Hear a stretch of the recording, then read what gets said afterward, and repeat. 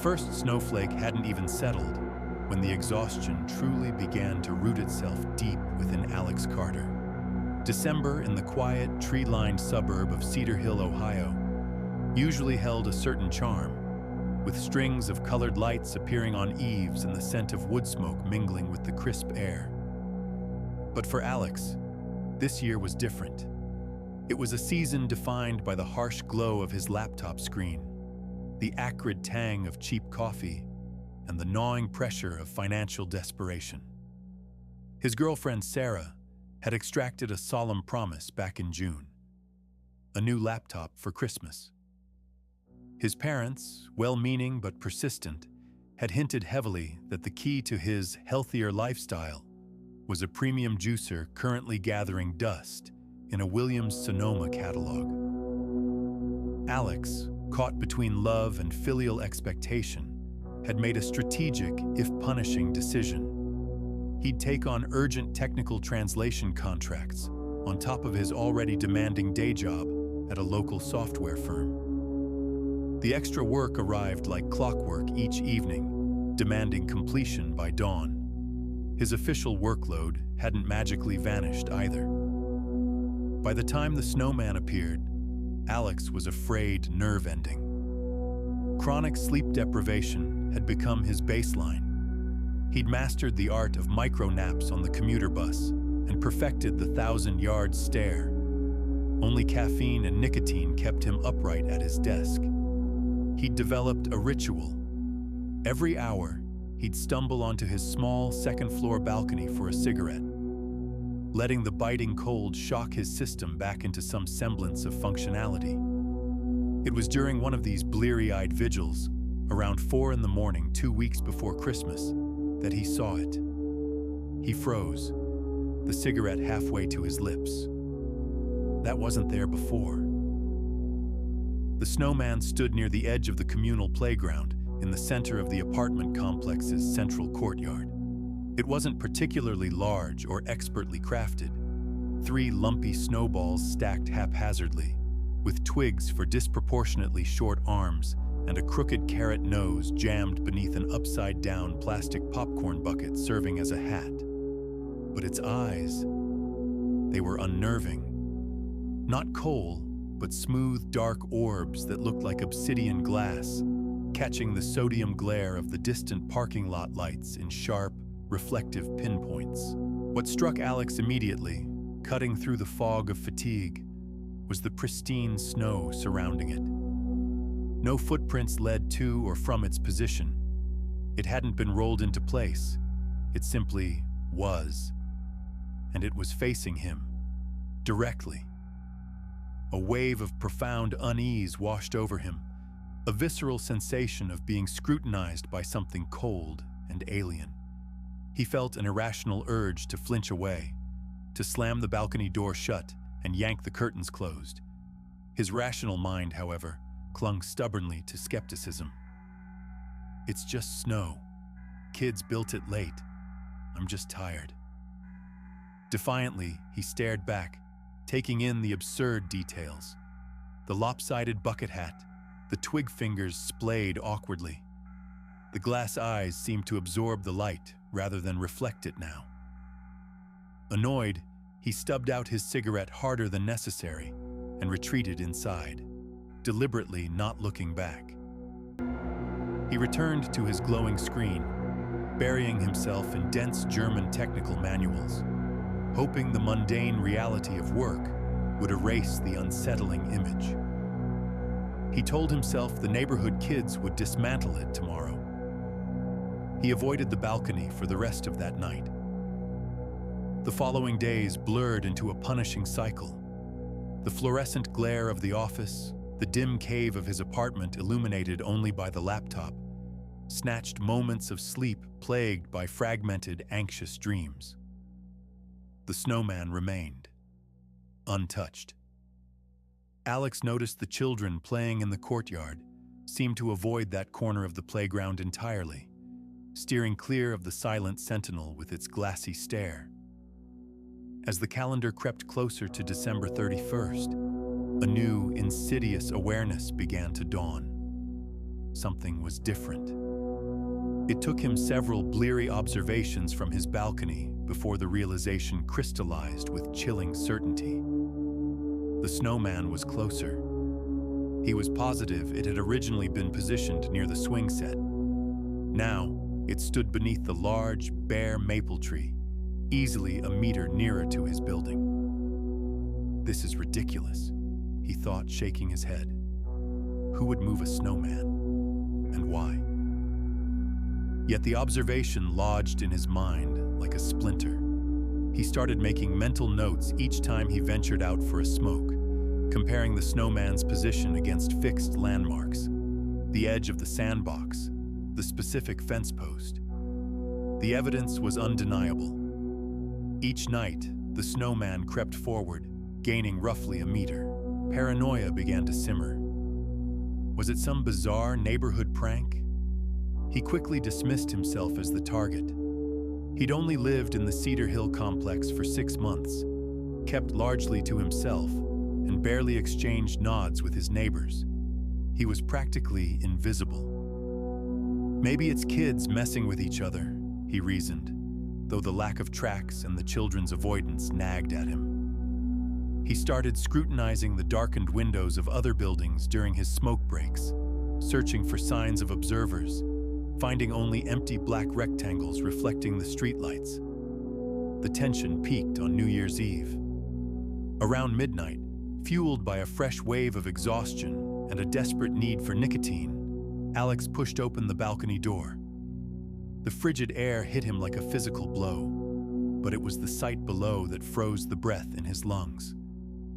The snowman stood directly beneath his balcony, no longer near the playground or the maple tree, but planted squarely in the small patch of snow directly facing his apartment door.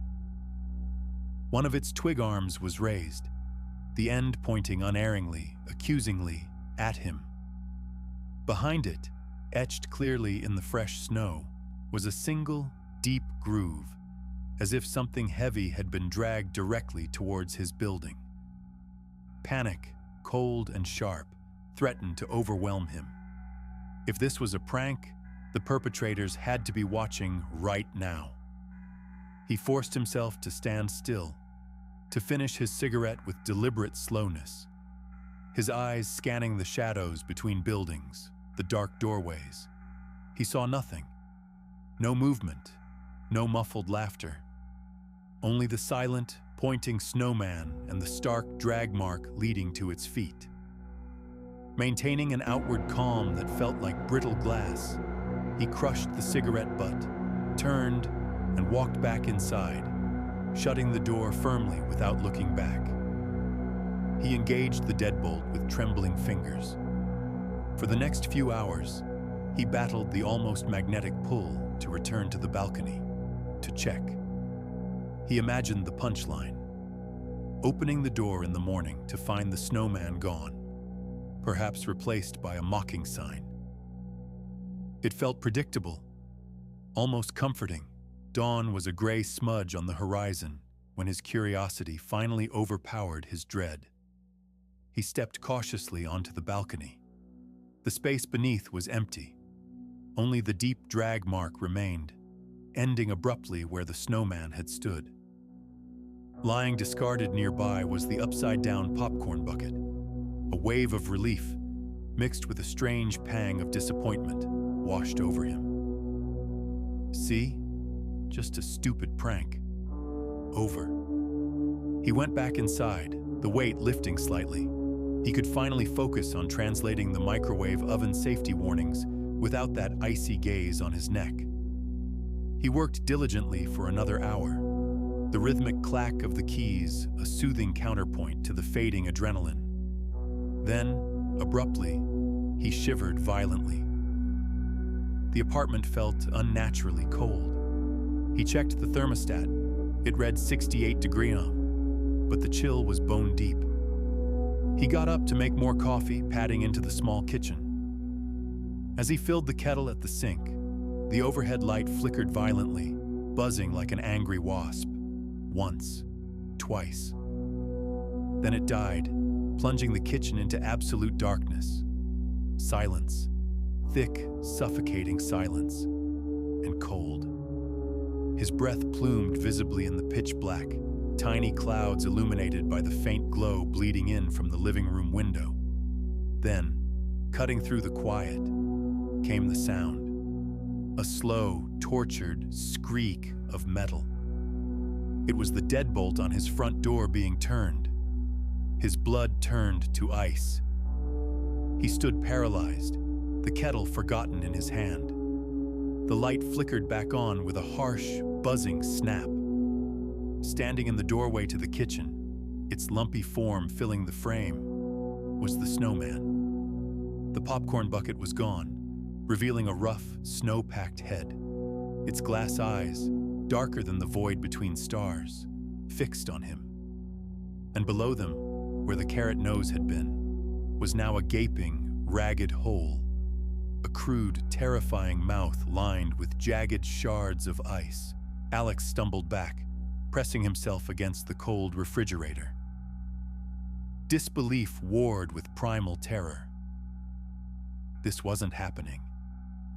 Snowmen didn't walk through locked doors. The thing lurched forward with surprising speed, its twig arm snapping out towards his wrist. The movement was clumsy but terrifyingly purposeful. The sudden, violent hiss of the kettle boiling over on the stove jolted Alex from his paralysis. Instinct took over. Fueled by blind panic, he snatched the kettle, its ceramic handle searing his palm, and hurled the entire contents, a torrent of scalding water, straight at the advancing figure. The sound was horrific, a piercing, high-pitched shriek, like steam escaping under immense pressure mixed with the crackle of melting ice. The Snowman seemed to convulse, its form collapsing in on itself. The dark glass eyes rolled free, landing on the linoleum with dull thuds. Steam billowed up, filling the kitchen with a strange, wet earth smell. In seconds, all that remained was a large, dirty puddle of slush, a few shards of black glass, the discarded twigs, and the shriveled carrot. The oppressive cold vanished instantly, replaced by the normal warmth of the apartment. Alex slumped against the fridge, gasping, his heart hammering against his ribs. Then he felt it, a sharp, burning pain on his upper arm. He looked down. 3 deep, parallel gashes scored his skin through his t-shirt sleeve, welling with dark blood. The Snowman's twig fingers had connected after all. Shaking violently, he grabbed a dish towel and clumsily bound the wounds. Exhaustion, deeper than any he'd ever known, crashed over him like a wave. He slid down the fridge door onto the damp floor, his back against the cold metal, and darkness claimed him before his head hit the linoleum. He awoke the next afternoon, New Year's Day, sprawled on the kitchen floor. Sunlight streamed through the window, glaringly bright. His head throbbed, his arm burned, and his body felt like lead. Celebrating was unthinkable. He managed to gather the shards of black glass with trembling hands, mopped up the slushy water, convincing himself it was just spilled water from the kettle, and threw away the twigs and the shriveled carrot. The door was securely locked. Sleep deprivation, he thought desperately, staring at the bandaged wounds. Hallucinations, stress. I must have knocked over the kettle and cut myself on a broken mug. He couldn't finish the thought. A crushing fatigue pulled him under again. He spent the next 2 weeks battling a vicious flu, attributing the fever and chills to his late-night balcony smoking sessions.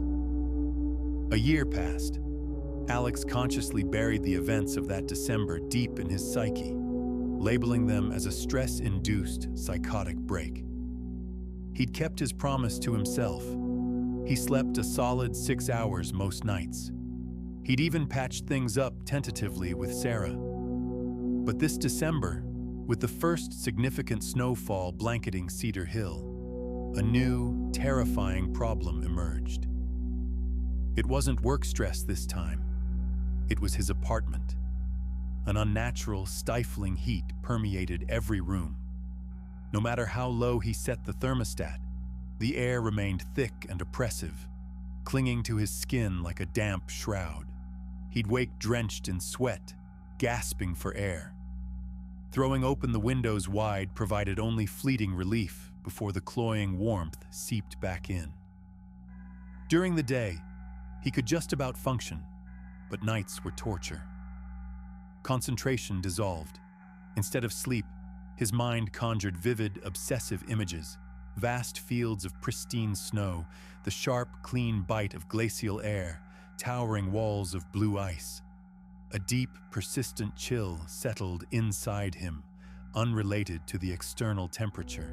A few nights ago, driven beyond endurance by the suffocating heat and the icy yearning within, he'd slipped out of his apartment around 3 a.m. The world was hushed under a thick blanket of snow, moonlight painting everything silver. Windows in the surrounding apartment buildings were dark squares. He wandered aimlessly at first, relishing the cold air on his skin, the crunch of snow underfoot. Then, almost without conscious thought, his steps led him back towards his own complex. He stopped across the street, his gaze lifting involuntarily to a third-floor window in the building opposite his own. A single light burned there, a beacon in the sleeping complex. Alex stood rooted to the spot. He didn't move, didn't think. He simply watched that lit window, a strange calm settling over him, the internal chill momentarily soothed.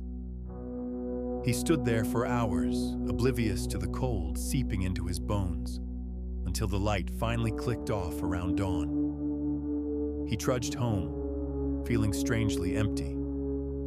The next night, the compulsion was stronger.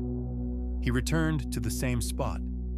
This time he saw her, a young woman, probably in her late 20s, sitting at a desk bathed in the glow of a computer monitor. She was smiling faintly at her screen, completely unaware of the watcher below. Alex couldn't look away. Her focused expression, the ordinary domesticity of the scene, held him captive. Once, she seemed to sense something. She stood, walked to the window, and peered out into the darkness. Alex instinctively shrank deeper into the shadows cast by a large oak tree. She scanned the street, shrugged, and closed the window, drawing the curtains. Alex remained, watching the now blank rectangle, a peculiar sense of loss gnawing at him. The following evening, he witnessed her decorating a small Christmas tree in her living room. He stood motionless in the courtyard below her building, mesmerized by the twinkling lights, the careful way she hung each ornament. Snow began to fall, thick, silent flakes drifting down. He didn't feel the cold. He didn't move.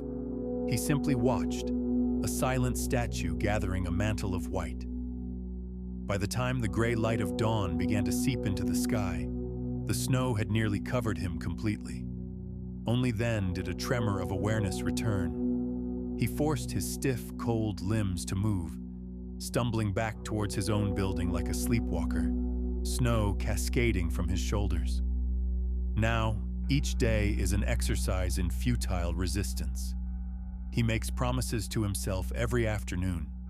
He'll stay in, watch TV, call Sarah, read a book. He'll be normal. But as dusk falls and Cedar Hill slips into shadow, the internal chill intensifies, merging with the suffocating heat of his apartment into an unbearable pressure. The memory of standing in the snow, watching her window, becomes an irresistible siren song.